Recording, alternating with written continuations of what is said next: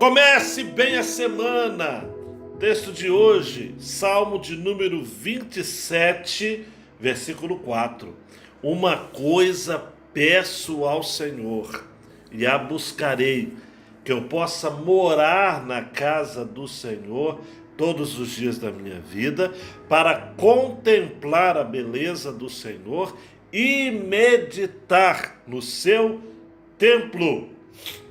Exatos 467 anos atrás, lá no centro do Rio de Janeiro, onde hoje é a Praça 15, um grupo de fiéis, de missionários, de crentes, de franceses e também alguns brasileiros estavam ali para a celebração do primeiro culto evangélico no solo americano, das Américas.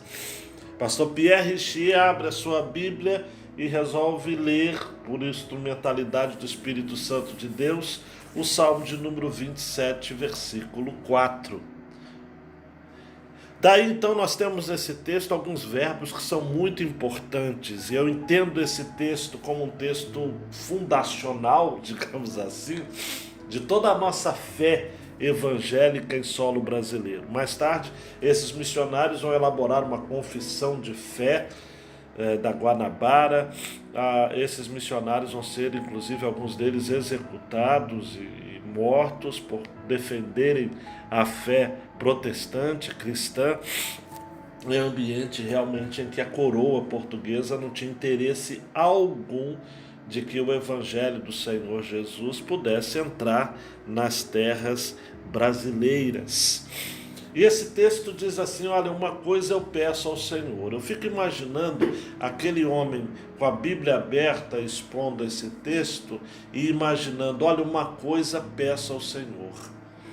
Eu acredito que a gente precisa trazer para as nossas vidas esse imperativo da especificidade, da determinação. O que você pede ao Senhor de maneira assim tão determinada, de maneira assim tão criteriosa? Olha, uma coisa eu peço. Nós somos acostumados, ou estamos acostumados a pedirmos muitas coisas. Nós pedimos por nossa saúde, nós pedimos por bens, nós pedimos por causas, nós pedimos pela nossa própria comunidade. Mas o salmista, ele é específico. Olha, eu peço uma coisa só. Quando você está diante de uma frase que começa dizendo uma coisa só, você pode já se preparar, porque o que virá depois dessa frase é algo que representa o coração, o cerne, a grande paixão de um homem ou de uma mulher.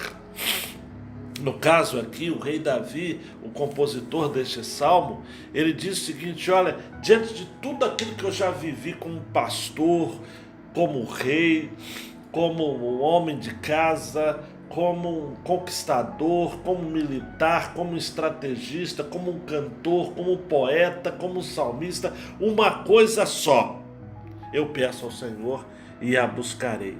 E aí ele vai apresentando esses verbos importantes, né? Primeiro, que eu possa morar na casa do Senhor todos os dias da minha vida. Para o quê? Para contemplar a beleza do Senhor. E depois, para meditar no seu templo. Isso é muito importante, né? Morar na casa do Senhor dá a ideia de se estabelecer. Muita gente hoje em dia está hesitante, está flexível demais, está inconstante demais. E o ideal do salmista é: eu quero me estabelecer na casa do Senhor. Preste atenção, que isso daqui não significa que a pessoa vai morar no templo, né? Morar na casa do Senhor. Nós temos uma visão muito equivocada disso, imaginando que a casa do Senhor seria um espaço físico onde nós cultuamos. Nada poderia estar mais distante da realidade. Morar na casa do Senhor significa se estabelecer, se firmar na casa do Senhor.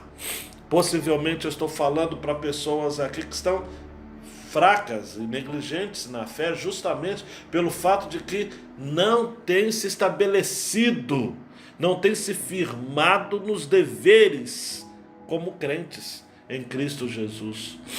Ou certamente você que não está ainda frequentando o contexto de uma igreja, está meio que perdido, buscando um referencial, você precisa se estabelecer. Mais do que isso, ele diz, olha, para contemplar a beleza do Senhor. Essa é a ideia de contemplar aqui no original, da ideia de ver de uma forma mística, de uma forma espiritual, de uma forma sobrenatural. Contemplar a beleza do Senhor não é fitá-lo com um olhar meramente experiencial, mais teórico. Não, é um experiencial dinâmico, de alma. Eu vou até usar uma expressão, um olhar fervente. Essa é a ideia. A ideia de um místico, de um vidente, que vê algo que está por detrás daquilo que se vê normalmente. Um sentido oculto, contemplar a beleza do Senhor. E por fim, vem a ideia desse meditar no seu templo. A raiz do verbo meditar aqui vem de refletir, de pensar. John Stott já dizia, crer é também pensar. A reflexão sobre a fé, a reflexão sobre as principais doutrinas. Amados e amadas, passaram-se 467 anos desse primeiro culto evangélico. E eu gosto sempre de fazer um apanhado de que, um recorte para ser mais preciso, que 1557 tivemos este culto. E nós só tivemos depois uma presença evangélica definitiva em solo brasileiro em 1855. Então o que aconteceu ao longo desses anos todos?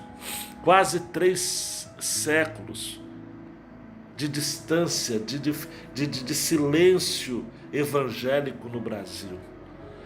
Mas a oração do Pierre Richer ainda está valendo. Uma coisa peço ao Senhor e a buscarei. Então o meu desejo de todo o meu coração, neste dia, em especial nesta semana que começa agora, é que você tenha a ousadia de fazer a oração deste salmista. Que você diga, eu preciso me estabelecer firmemente, eu preciso ter raízes na casa do Senhor. Eu preciso também contemplar a beleza do Senhor, eu preciso ver a beleza do Senhor de uma maneira mística, de uma maneira experiencial, bem à luz daquilo que eu tenho chamado de fervente, aquela chama que arde no seu coração quando você lida com as coisas de Deus. E por fim, você deseja meditar no templo do Senhor, refletindo sobre a sua fé. Obrigado, Senhor, pelos 467 anos do primeiro culto evangélico em solo americano. E obrigado, Senhor, porque a sua igreja continua de pé. Comece bem a semana com Jesus!